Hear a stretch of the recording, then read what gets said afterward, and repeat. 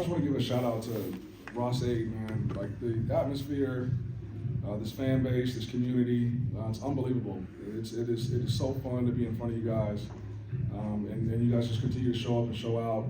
For our players, they really feed off that energy. So I just want to give you guys a shout out, man. Thank you guys so much. All right, now we can start. Questions? Same starts off. Ryan, you said after the Michigan loss last week, you felt like maybe that last drive sparked something. Did you see this coming? I mean, come out and score on 4 straight drives to start the day. What flipped the switch starting with that last drive in Michigan? Just all week. First, our offensive line, you talk about hitting adversity and really having to play musical chairs up front all season. Those guys haven't wavered. They haven't complained. They haven't made any excuses.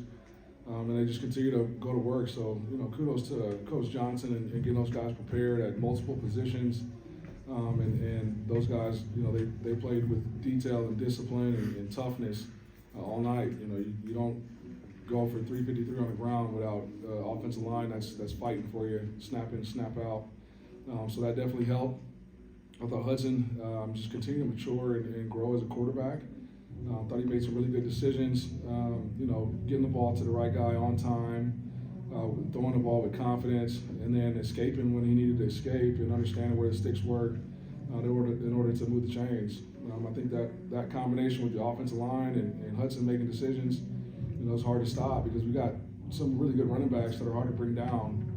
It's also good to see Garrett Miller just sort of coming into his own, feeling comfortable and confident. I'm sitting on the side, and you can hear the physicality. You know what I mean? He was able to move the chains for us, and then I thought our wideouts did a good job of securing the ball when it's thrown to him, and just great effort offensively.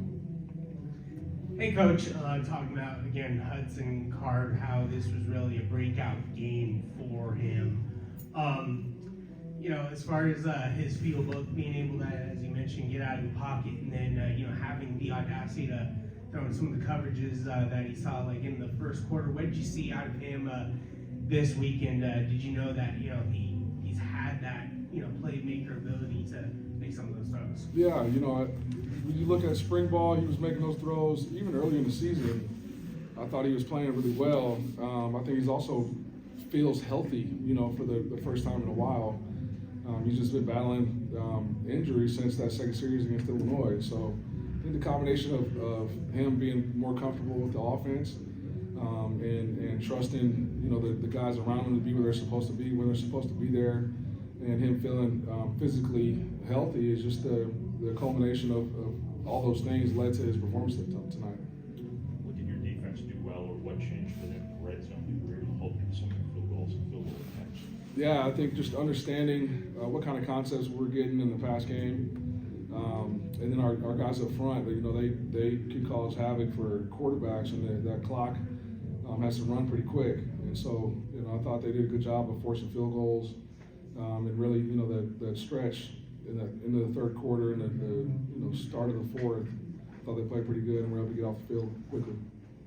All right, just describe the satisfaction of finally getting a win. They lost 4 in a row, I think 6 or 7. And it just had to be a big relief to get back on the right side of the I guess. Yeah, obviously it feels good when you go compete and you come out on the victory side. The thing that I've been most impressed with and proud of with this team is, regardless of what has happened yesterday, the focus has always been on the present in order to improve for the future. And so they haven't blinked. Like, we talked as a staff on Thursdays, after Thursday's practice. It's just like, man, for a 2-7 football team, usually like the locker room is hectic and you're having to galvanize the troops. And this team is still confident. They're still hanging together. They still believe in what we're doing as a staff and what we're doing inside this building, and they're not paying attention to any outside noise. And as a result, they prepare the right way so that they can come out and be confident on game days. Just talk about the way Mockabee and Tracy ran today. First time Purdue's had 2 guys rush for 100 yards in the same game since 2018. Yeah, I thought those guys, first up front, I thought we did a great job of creating lanes. Coach Johnson's done an awesome job getting those guys prepared. And I thought Coach Harrell did a really nice job of getting us in favorable running plays to the looks that were presented. And then Mock and Trace and Dylan, like you saw Dylan get a couple nice runs there too. Just trusting the path, trusting the guys in front of them to create lanes. And then when that lane is there, they hit it and they're able to make guys miss and they're hard to bring down. I thought their ball security was awesome all night.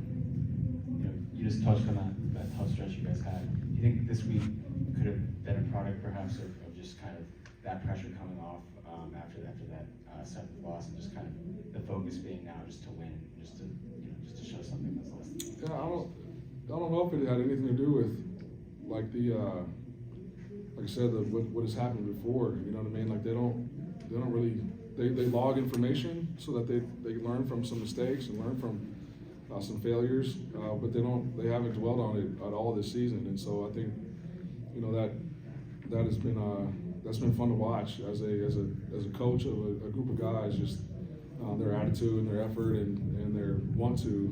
This is a competitive group, and they went out and competed today. Ryan, I saw Dylan Downey going out on the cart. I'm not sure yet.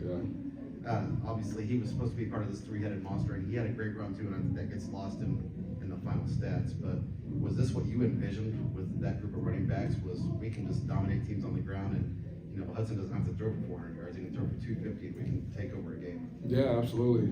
That is sort of where we wanted this thing to go. And obviously, like after the going into the Iowa game, Tyrone was dinged up, and we got him back, and we had a stretch where we played against some really good opponents as well. You know what I mean? And so it's good to have all the three of those guys do what they did tonight.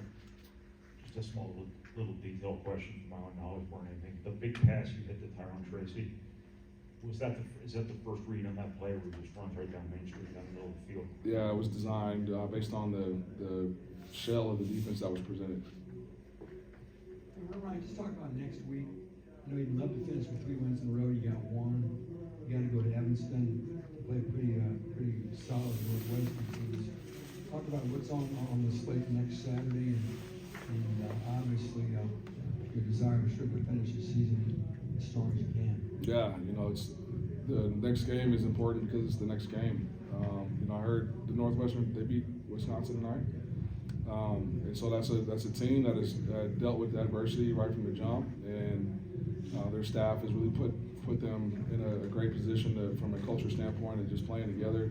We've had some crossover games, and I've been impressed with the physicality with which they play.